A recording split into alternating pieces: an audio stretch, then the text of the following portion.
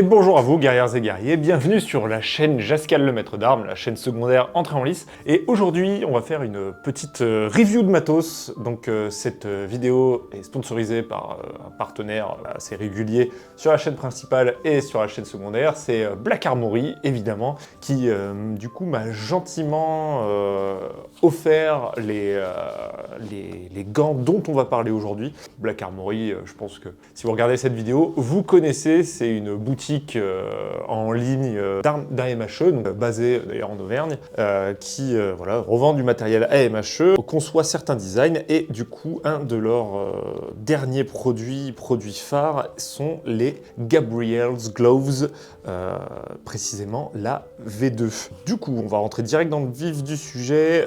Ces gants, alors, sont censés être un peu comme beaucoup de paires de gants qui sortent depuis quelques années, une révolution dans le monde des AMHE. Mais si vous êtes régulier de la chaîne et si vous avez regardé la vidéo précédente où on parlait de plein de gants différents avec la Villette, vous savez que on vend souvent des gants AMHE comme révolutionnaires et ça fait souvent un flop. Je parle évidemment des Pro Gauntlet qui ont été une catastrophe absolue. Et alors les TOC, moi j'en suis très content, mais qui, faut l'avouer, protège quand même beaucoup moins que ce qui avait été vendu par les fabricants. On est toujours à la recherche de la perle rare, la paire rare, si je puis me permettre le jeu de mots. Et du coup, j'ai entendu parler des Gabriel's Gloves par justement French et Maboy, qui s'appelle Gabriel Tardio. Est-ce qu'il a des parts, vu que les gants portent ce nom? Je ne sais pas. Mais il m'a dit que lui, il les avait essayés, éprouvés, et que clairement pour lui, c'était les meilleurs gants qu'il avait jamais essayés. J'ai fait en sorte de pouvoir m'en procurer pour me faire mon avis et vous en faire une vidéo. Introduction un peu longue, mais je vous pose le contexte. Donc, ce sont des gants fabriqués par CHFG. Je crois que c'est, j'ai mes petites notes, CHFG, qui est du coup un fabricant chinois, voilà, parce que les Chinois pratiquent énormément d'AMHE, c'est pas du tout ironique quand je dis ça, c'est vrai. Et du coup, ils se sont lancés un peu dans cette quête du gant parfait. Alors, pour donner mon avis très rapidement, ces gants, j'en suis extrêmement content. Et c'est ce que les Pro Gauntlet auraient dû être, parce que la conception, l'idée de la conception est similaire, mais ils sont bien mieux réfléchis, bien mieux pensés. Avant toute chose, avant de parler de caractéristiques techniques quand même, ce sont des gants qui sont, il faut l'avouer, assez esthétiques. Ils sont plutôt légers, honnêtement. Ils pèsent pas lourd, malgré le fait qu'ils soient quand même imposants. Voilà, ils sont plutôt légers, ils sont très esthétiques. Hein. Ça fait encore des gants à la Batman, bien sûr. Donc voilà, on a quand même une très bonne mobilité, que ce soit au niveau du pouce, ça on va en reparler, et des doigts. Et c'est un très bon compromis par rapport à la taille des protections. Donc ça déjà c'est une bonne surprise. C'est donc des protections en plastique qui sont rattachées par divers rivets et liens.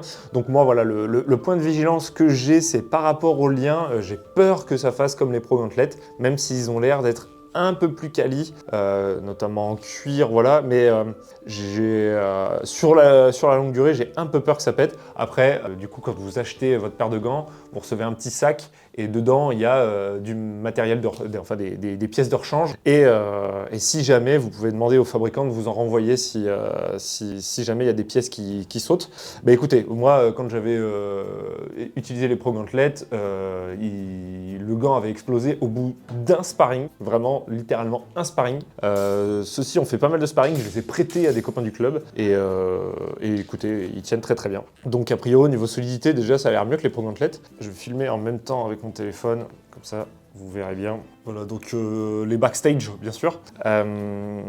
Du coup, les pièces s'emboîtent extrêmement bien les unes avec les autres, et en fait ce qui est super intéressant, c'est quand vous fermez le poing, en fait la pièce en plastique qui est en plus sur le pouce, et couvre la paume de la main, ce qui fait que une fois la main fermée autour de l'épée, vous avez quasiment aucune partie de votre main qui est exposée. Elle est vraiment toute recouverte par le plastique.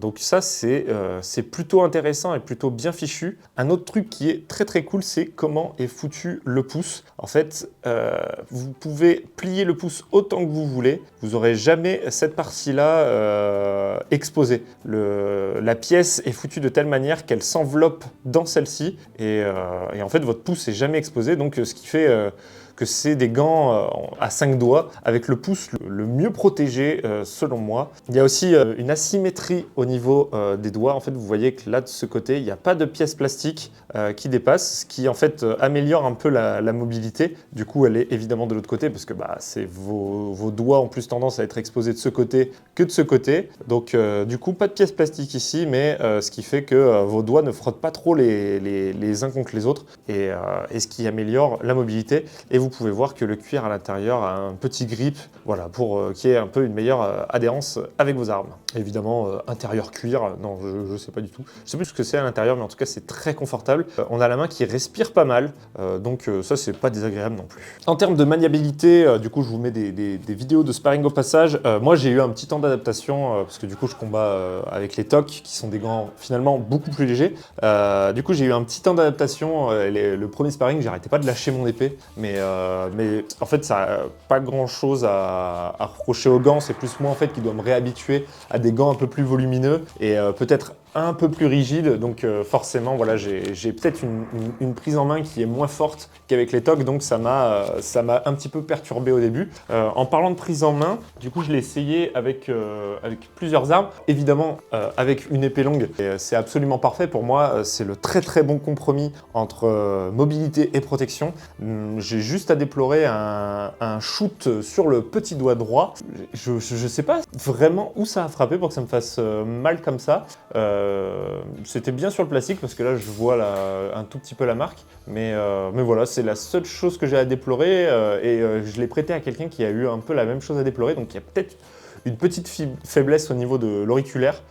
Point de vigilance là-dessus, à voir comment le fabricant pourrait améliorer la protection, peut-être en mettant des plaques un peu plus renforcées sur ce doigt, je ne sais pas. Mais voilà. Mais sinon, après, le reste du gant, je ne sentais littéralement pas les coups que je prenais. Donc ça, c'est plutôt une bonne chose. Et du coup, comme je vous ai dit, la prise en main qui est très agréable. On peut faire du coup les prises comme moi j'ai l'habitude de faire avec le pouce sur le shield, ou bien sûr des prises un peu plus classiques. On est vraiment très très à l'aise. On peut changer sa prise un peu comme on veut au niveau du pommeau. Non, vraiment, il n'y a rien à dire. Et alors ça, c'est un concept qu'avaient les Pro Gauntlets, c'était ce morceau de gros tissu pour protéger un petit peu les parties ici. En fait, il est beaucoup plus quali et beaucoup plus protecteur que celui de Pro Gauntlet. Ça a l'air beaucoup plus solide. Donc, en fait, j'ai pris des estocs à ce niveau-là et vraiment, ça tenait bien, quoi. Parce que, en fait, mon premier sparring au Pro Gauntlet, c'est ce tissu-là, en fait, qui n'avait pas tenu et la lame était littéralement rentrée dans le gant, ce qui était super dangereux. Les gants sont pas trop gros et assez confortables pour pouvoir utiliser des plus petites épées, comme par exemple des épées AMHE type viking. Vraiment, on est plutôt à l'aise, donc c'est un peu pareil avec les Arming Sword aussi. Par exemple, si vous faites du 1.33 ou ce genre de choses, ça marche très très bien. Bon, par contre, je parle de 1.33, compliqué d'attraper une bocle avec cela, donc pour votre gant gauche, privilégiez un gant plus léger. Mais en tout cas, voilà, assez surpris. Comme on peut le voir, ma main rentre pile dedans. Alors moi, c'est une taille XL, le gant. Et voilà, non, assez à l'aise de ce côté-là. Je l'ai testé avec une épée de côté. Alors, moi, sachant que j'ai un modèle, le modèle type 1 de Gvetun, qui est un modèle plutôt, voilà, avec une garde et tout, assez petit, ça passe. Comme vous pouvez le voir, j'ai pu faire mon combat tranquillement, sans trop de soucis, mais c'est quand même pas le plus confortable. Clairement, pour de la une main, moi je vais rester sur les TOC. Donc voilà, ça passe. Vous êtes sûr d'avoir la main parfaitement protégée pour de la une main. Mais voilà, pour moi, c'est pas forcément l'idéal avec des épées de côté. Arming Sword, carrément, parce que du coup, vous avez la main un peu plus exposée vu qu'il n'y a pas d'anneau. Avec épée de côté et évidemment rapière, ça passe moins. Ceci dit, le gant est assez bien fichu et du coup, ça passe carrément dans une rapière, il n'y a vraiment aucun problème. Je pense que même j'ai plus d'aisance au final avec la rapière qu'avec l'épée de côté. Mais voilà, après, c'est pas forcément les gants plus adaptés pour la pratique de la rapière, on n'a pas besoin d'être autant protégé, mais en tout cas ça passe. Donc vous pouvez faire de la rapière, en tout cas avec le modèle que j'ai, avec ces gants-là, il n'y a vraiment aucun problème. Donc, comme je vous l'ai dit, après, ce qu'on peut reprocher, mais c'est pas vraiment un reproche, parce que les gants sont pas du tout faits pour, c'est qu'on peut pas du coup avoir de bouclier ou de choses comme ça dans la main, le gant est trop volumineux. Mais bon, tous les gants avec des grosses protections, c'est le même problème, même avec les tocs, il n'y a pas des grosses plaques. Donc, c'est un défaut sans en être un.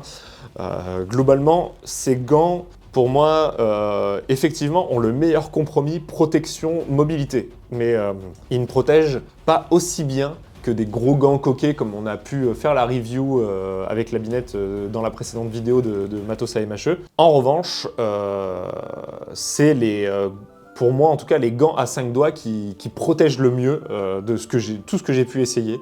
Donc voilà, faudrait... je pense faire d'autres vidéos comparatives avec d'autres modèles, mais moi, j'ai rarement essayé des gants qui protégeaient aussi bien. Donc, des gants à 5 doigts, pardon, qui protégeaient aussi bien.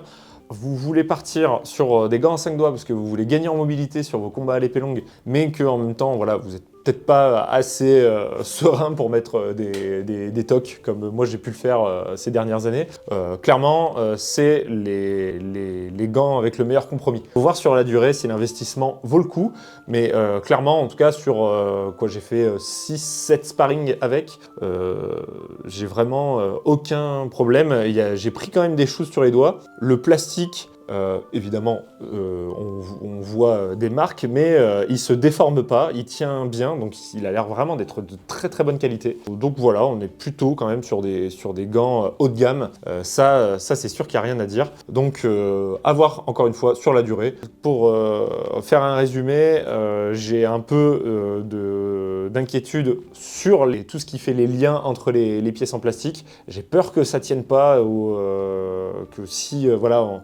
Je sais pas, notre adversaire a pas fait gaffe et a une épée avec quelques aspérités, ça puisse les couper, ce qui était carrément le cas avec les Pro Gauntlet, donc à voir là-dessus. Mais bon, après, honnêtement, ils répondent vraiment aux attentes de quelqu'un qui veut un compromis entre protection et mobilité. Moi, clairement, je vais utiliser ces gants-là pour l'épée longue maintenant. Je vais arrêter d'utiliser les tocs parce que je sais que je serai mieux protégé. Mais voilà, après, n'hésitez pas en commentaire à rajouter des retours si vous avez pu les essayer, que vous avez peut-être plus de recul, parce que moi, ça fait un mois à peu près que je les essaye, donc c'est pas non plus un recul incroyable. Donc n'hésitez pas si vous avez plus de recul, si par exemple vous avez fait de la compétition avec, là où le matos a tendance à sauter un petit peu, pour me dire ce que vous en pensez. Mais moi en tout cas, très très positif. N'hésitez pas du coup à passer par la boutique Black Armory si vous voulez vous procurer ces gants. C'est sûr que c'est du haut de gamme, c'est un investissement, mais voilà, s'ils tiennent sur la durée, je pense que ça vaut carrément le coup. Et c'est vrai que là, je remarque en bougeant un petit peu, le pouce a énormément de mobilité. Je redigresse. Là, avec cela, il va peut-être falloir avoir des protections supplémentaires. L'avantage, c'est que c'est quand même très très large, donc le gant bison, enfin la veste d'AMHE passe largement dedans avec une protection d'avant-bras par-dessus. Moi, j'ai des protections d'avant-bras et il n'y a aucun problème, il y a largement la place. Vous voyez, la forme est assez évasée, ce qui permet vraiment d'accumuler des pièces de protection sur les avant-bras sans problème. Un défaut sans en être un, parce que du coup le gant permet d'avoir une très très bonne mobilité de poignet et il y a la place pour mettre des protections en dessous. C'est juste que si vous êtes plutôt sensible des avant-bras, il faut peut-être songer voilà, à investir dans des protections supplémentaires. Mais ça après c'est à tout à chacun, j'ai envie de dire. Donc voilà, n'hésitez pas à vous abonner à la chaîne secondaire si ce genre de vidéo vous intéresse. Voilà, je sais que c'est plus orienté pour les pratiquants, mais c'est un petit peu le but de cette chaîne aussi. On a prévu pas mal d'autres vidéos de review de matos avec la binette, notamment faire un peu un tour d'horizon de toutes les épées plastiques qui existent pour savoir, par exemple, je sais que souvent les clubs investissent dans des gros packages d'épées plastiques pour pouvoir équiper les licenciés. Donc je pense que ça peut être intéressant pour ces clubs-là, pour vous, de savoir en fait quelle épée nylon en plastique vaut plus le coup. Et aussi on a prévu de parler des couvre-masques, parce que autant il y a quelques années, il n'y avait pas énormément de choix, mais maintenant il y a pas mal de possibilités différentes. Donc ça sera aussi l'occasion d'en parler. Donc voilà, comme d'habitude, lâchez votre petit like, votre petit commentaire, surtout si vous avez déjà essayé ces gants. Et moi je vous fais des bisous, et en attendant la prochaine review de matos, gardez l'esprit affûté bien sûr.